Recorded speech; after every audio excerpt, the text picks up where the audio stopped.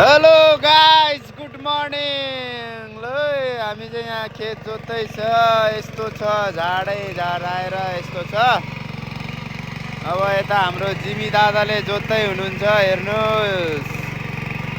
पहिला यस्तो छ, अब एकछिन पछाडि जोतिसके पछाडि कस्तो हुन्छ हेर्नु यहाँ। ल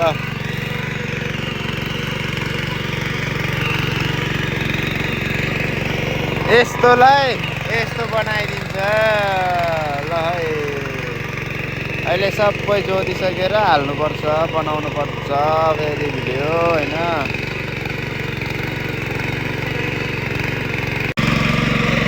अब नेपाल सरकारले अब मल मकैमा हाल्नलाई त जम्मा 4वटा घरलाई 1 बोरा दियो 12.5 केजीको दरले। अब खेतमा नि देला भन्ने आशा छैन। अब यही झारलाई कुहाएर चाहिँ नि मल बनाउनु पर्यो हामीले। ल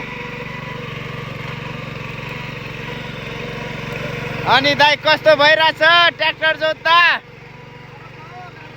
गाह्रो छ है, यस्तो झार छ है, गाह्रो छ के गर्नु। ल यस्तो ठाउँलाई अब यस्तो खतरा बनाइदिनु भयो ल दाइले।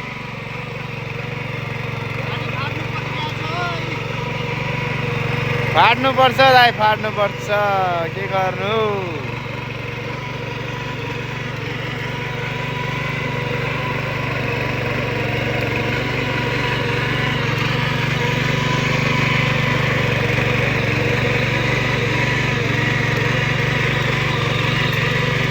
जिन्दगी सरर ट्र्याक्टर चलाउँदा।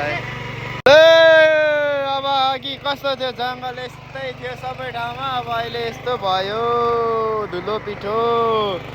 अब यही मल हो, अब के गर्नु, सरकारले मल दिएन। अब यही मल बनाउनु पर्यो। गाह्रो छ हौ हामी किसानलाई, हेर्नु।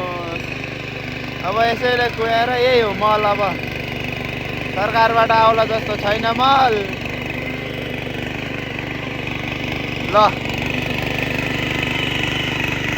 यस्तो भयो अब। ल सरर